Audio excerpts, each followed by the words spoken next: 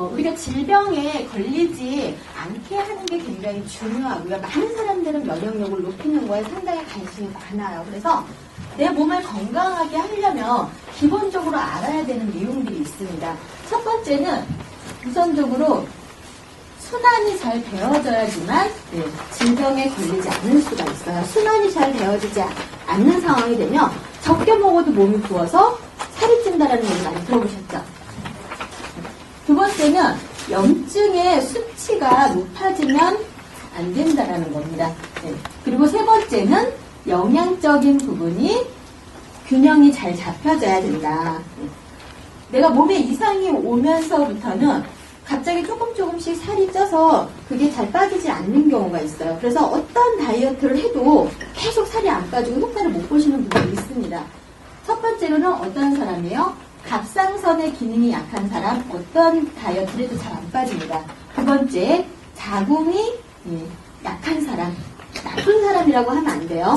갑상선이나 자궁이 약한 사람. 세 번째는 신장의 기능이 약한 사람들은 어떠한 다이어트를 해도 잘 빠지지 않습니다. 그래서 이러한 쪽의 영양이 충분히 채워지면서 할 수 있는 것을 선택해야 되는데 그게 쉽지 않다는 거죠.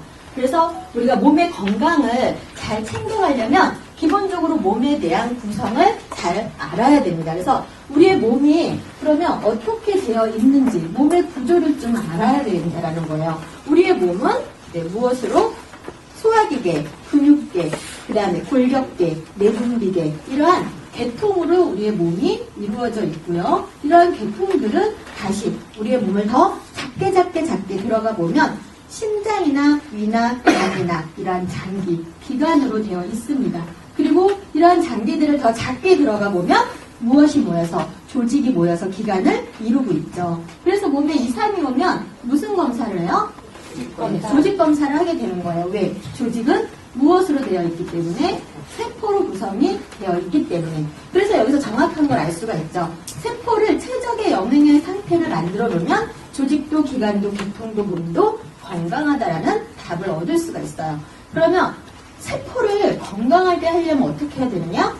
세포가 필요로 하는 영양소가 들어와주면 돼요. 그래서 우리가 학교 때 배웠던 세포가 필요한 영양소, 5대 영양소에 대해서 배웠어요. 지금의 학생들은 몇 대 영양소에 대해서 배우죠? 7대 영양소에 대해서 배웁니다. 그래서 학교 때 배웠던 5대 영양소 하나하나 짚어보면 탄수화물, 단백질, 지방, 비타민, 미네랄, 지금은 식이섬유, 물까지 이렇게 7대 영양소라고 해요. 그런데 이 7대 영양소 중에서도 아주 중요한 영양소가 있어요. 그건 바로 3대 영양소, 탄수화물, 단백질, 지방이에요. 밥을 한 3끼 정도 굶어보세요. 어떻게 되겠어요? 쓰러지겠죠?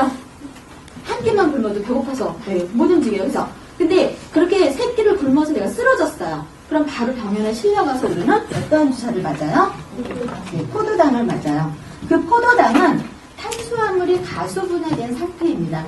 탄수화물, 단백질, 지방은 우리 몸에 대량 영양소이기 때문에 그냥 못 들어와요. 반드시 가수분해가 되어져야 되는데 탄수화물은 포도당으로, 단백질은 아미노산으로, 지방은 지방산으로 이렇게 가수분해 되어져야지만 우리 몸 안으로 세포 안에서 에너지원으로 쓰여질 수 있다는 거예요. 그래서 이렇게 가수분해된 상태를 전문 용어로 소화 흡수된 상태다라고 얘기를 합니다. 그래서 소화되고 흡수되면 왠지 우리 몸 안에서 좋은 역할을 하는 것 같은 느낌이 들죠? 근데 하나의 예를 들어드리면 포도당이 세포 안에서 에너지원으로 쓰여지지 못해서 혈액을 떠돌아다니다가 소변을 통해서 나오는 병, 무슨 병이에요? 당뇨병이죠. 소화 흡수된 상태의 영양소들이 세포 내에서 에너지원으로 쓰여지지 않으면 질병의 단계에 온다라는 걸 알 수가 있어요. 그러면 이러한 소화 흡수된 영양소들이 우리 몸 안에서 잘 쓰여지게 하는 게 중요한 거잖아요. 그죠? 이렇게 소화 흡수된 영양소들이 우리 세포 안에서 잘 쓰여지게 하는 것을 전문 용어로 생체에서 이용되어진다라고 하는 거고, 이 생체 이용률을 높이는 것이 곧 면역력을 높이는 길이 되는 겁니다. 그래서 생체 이용률을 높여주는 역할을 누가 하냐면 비타민, 미네랄이 그 역할을 가장 많이 해주고 있는 거예요. 우리가 소화 흡수가 될 때는 산소, 공기와 효소가 필요합니다. 근데 또 이 효소를 가장 많이 도와주는 바로 비타민, 미네랄은 또 다른 이름으로는 조효소라고도 하고 미량 영양소라고도 해요. 그러니까 결과적으로 이 그림에서는 뭐냐면요. 우리가 매일매일 먹는 삼시세끼 식사가 잘 쉽게 얘기하면 잘 소화도 될 수 있게 해주고 또 우리 몸에서 세포에서 에너지원으로 잘 소비가 될 수 있도록 쓰여질 수 있도록 해주는 중추적인 역할을 한다는 거예요. 예전에는 그래서 균이나 바이러스들이 세포 안으로 들어와서 굉장히 고통받았던 시절이 있었어요. 그러나 지금의 사람들은 균이나 바이러스가 들어와서 고통을 받는 것이 아니라 내 세포가 나를 공격하는 질환, 자가면역 질환이라고 하죠. 또는 만성, 퇴행성 질환, 오래돼서 낡은 질환이다라는 거예요. 그리고 또 다른 이름으로는 대사질환, 성인질환이라고 해요.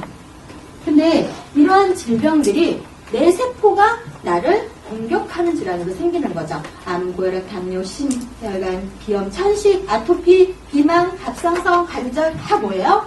내 세포가 나를 공격하는 질환이에요. 어떻게 내 세포가 나를 공격하지? 세포를 크게 확대합니다. 세포 안에는 핵이 있어요. 그리고 수만 개의 미토콘드리아라고 하는 에너지를 내는 공장거리 같은 게 있습니다. 그래서 내가 먹는 이러한 7대 영양소들을 100%로 놓고 봤을 때 98%가 어디서? 이 미토콘드리아 안에서 에너지원으로 쓰여지는 거예요. 근데 이럴 때 어쩔 수 없이 생겨나는 이 2%가 무엇의 주범이에요?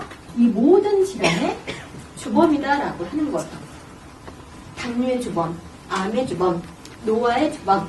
그게 바로 우리가 공기를 통해서 화학 반응에 의해서 어쩔 수 없이 생겨나는 이 2%가 바로 활성산소라고 하는 거예요. 근데 이 활성산소는요, 이 모든 자가면역 질환의 원인인데 여기에서 더 두 가지가 플러스가 되면 더 심각할 정도로 어떤 질병의 상황들을 더 빠르게 만들죠. 그건 뭐예요? 스트레스, 그리고 영양의 불균형입니다. 어떠한 영양의 불균형? 거대 영양소는, 대량 영양소는 너무 많이 들어오는데 상대적으로 미량 영양소는 너무 적게 먹는 영양의 불균형에 의해서 이러한 자가면역 질환이 또 심각하게 일어난다고 하는 거예요. 이 상황이 그러면 내 세포가 나를 공격한다라고 하는데 이 활성산소는요 1초에 10,000번의 정상세포를 계속 공격을 해서 어떻게 하는 거예요? 세포의 막에 구멍을 뚫어버릴 만큼 굉장히 강해진다라는 거예요. 그러면 이 활성산소가 막 우리가 스트레스를 받아도 활성산소가 생겨나고 외부에 유해 물질들이 들어와도 공기를 통해서 들어와도 활성산소가 엄청 생겨나는데 생겨날 때마다 얘를 빠르게 중화시켜주면 좋은 역할이 되겠죠, 몸에서. 그러면 이 활성산소를 중화시켜줄 수 있는 건 딱 한 가지밖에 없다라는 거예요. 바로 비타민과 미네랄입니다. 그래서 비타민과 미네랄의 50에서 60배의 역할을 하는 것을 항산화제라고 하는 거예요. 이 활성산소를 잡아줄 수 있는 것은 항산화제밖에 없다라는 겁니다. 어떻게 잡아준다라는 거지? 항산화제는 이렇게 O가 6개의 전자를 가지고 있죠. 산소는 O2죠, 분자 구조가. 활성산소는 O가 하나입니다. 그래서 우리가 항산화제를 먹게 되면은 이렇게 전자를 하나 주면 얘가 2로 바뀌어지면서 중화시켜줄 수 있는 역할을 하는 거예요. 내가 눈에 관한 항산화제를 먹었어요.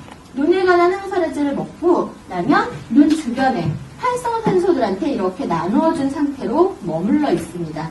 그리고 나서 내가 간에 관한 항산화제를 또 먹었어요. 6개의 전자가 새로 들어오겠죠? 이렇게 다 나누어진, 얘는 눈이고 얘는 간인데 다 나누어진 얘한테 하나만 받아도 6개가 다시 다 살아나게 되어 있어요. 그래서 눈에 좋은 것도 비타민, 간에 좋은 것도 비타민, 혈관에 좋은 것도 비타민, 심장에 좋은 것도 비타민. 비타민을 그렇게 많이 먹어도 돼요? 라는 질문을 많이 받죠. 네, 드셔도 됩니다. 왜? 두세 가지의 항산화제를 같이 먹었을 때는 20에서 30대의 시너지 효과를 내기 때문에. 그래서 이렇게 우리가 현대인들이 자가면역 질환으로 굉장히 고통받는 이 시대에 반드시 필요한 영양소는 고칼로리, 고단백, 고지방을 많이 먹어야 되는 이런 상황이 아니라 얘네들은 잘 에너지원으로 써서 우리의 생체 이용률을 높여줄 수 있는 비타민, 미네랄을 굉장히 중요시하게 생각을 하는 시대가 왔다라는 거예요. 내가 거대 영양소, 비량 영양소 너무 많이 즐겨 먹으면 상대적으로 이 비량 영양소 많이 먹어야 되죠. 그러나 내가 이걸 즐겨 먹지 않는다면 이거 적게 먹어도 상관없어요. 근데 대량 영양소를 많이 먹지 않음에도 불구하고 위량 영양소를 많이 드셔야 되는 분들이 있죠. 권장량의 3배에서 4배가량을 드시는 거를 전문 용어로 메가요법이라고 합니다. 그래서 메가요법으로 드셔야 되는 분들 어떤 분들이에요? 이렇게 부모로부터 이 자가면역 질환은 50% 이상이 유전이기 때문에 부모로부터 이런 유전 형질을 받은 사람들, 또 내가 이미 저러한 자가면역 질환에 노출될 가능성이 있거나 약하신 분들은 위량 영양소를 메가요법으로 드셔야 된다는 거예요. 네. 그러면 하루에 필요한 영양소들은 이런 비타민, 미네랄은 하루에 50여 가지를 먹어줘야 돼요. 50여 가지 중에서 반드시 우리가 먹어줘야 되는 영양소가 있죠. 50여 가지를 다 먹을 수 있는 영양들이 있지만 시중에 나와 있는 것들은 50여 가지를 다 먹을 수 있는 건 거의 없습니다. 그런데 50여 가지를 다 먹을 수 없다면 최소한 뭐라고 얘기해요? 필수, 종합, 비타민제를 먹도록 안내를 하고 있죠. 필수는 뭐예요? 반드시 먹어야 되는 영양제입니다. 반드시. 그래서 13가지의 비타민과 9가지의 미네랄을 먹어줘야 되는 거예요. 근데 13가지의 비타민 중에서 과하게 먹으면 안 되는 비타민. 무슨 비타민이에요? 지용성 비타민. 그리고 수용성은 필요한 부분 섭취되고 나머지 빠지게 돼 있죠. 지용성 비타민 A와 B와 E와 K를 잘 확인을 하셔서 드셔야 된다라는 거예요. A와 D와 E와 K 중에서 D하고 E는요, 지금 전 세계적으로 굉장히 부족한 상황입니다. 그래서 비타민 D는 칼슘을 흡수시키는 역할도 하고 또 우리의 몸에서 암을 예방할 수 있는 성분으로 굉장히 많이 안내가 되고 있어요. 근데 이 비타민 D로 되어 있는 부분이 비타민 D는 우리 몸에서 아무런 역할을 못합니다. 우리 몸 안에 들어와서 어떠한 형태로 바뀌어줘야 되냐면 활성화된 형태로 바뀌어줘야 돼요. 어떠한 형태로? D3의 형태로. 그러면 내 몸이 D3의 형태로 바꿔줄 수 없는 몸일 수도 있죠. 그래서 여기 우리 다른 한 분 계시지만 비타민 D가 햇볕을 통해서도 들어올 수 있어요. 근데 그게 제 역할이 안 되어져서 어떤 부족한 상황이 되면 근육의 움직임이 굉장히 통증을 유발하는 상황이 만들어지기도 합니다. 그래서 여기 우리 계신 리더님도 비타민 D를 섭취하고 나니까 바로 굉장히 놀라운 효과가 있었죠. 근데 이 비타민 D는 그래서 어떠한 성분으로? D3라고 하는 성분으로 활성화된 형태로 들어가 있는 걸 찾으시는 게 중요한 거예요. 또 비타민 E는 세포막의 구성물질이기도 하고 우리 뇌에 들어올 수 있는 4가지의 성분 중에 하나이기도 하고 남자나 여자분들의 생식 능력을 좋게 해주는 성분이기도 하고 노화를 예방하는 성분이죠. 근데 얘는 표기 방법이 D-알파 토코페롤이라고 하는 천연의 형태로 표기되어 있는 성분을 보셔야 됩니다. 이렇게 D-알파 토코페롤. 얘는 천연의 형태예요. 그래서 제가 얘기 드린 것들을 다 할 수가 있는데 표기 방법이 이렇게 뒤에 L이 하나 붙어 있으면 얘는 뭐예요? 합성입니다. 그래서 제 기능을 잘 못하게 되어 있죠. 그래서 표기 방법이 어떻게 되어 있는 거? 천연의 형태로 들어있는 것을 잘 확인을 하셔야 돼요. 또 비타민 K는 K1이 있고 2가 있고 3가 있어요. 그래서 비타민 K3 같은 경우는 과하게 드시면 문제가 생길 수가 있습니다. 해롭다라는 거고요. K1의 형태가 안전한 형태입니다.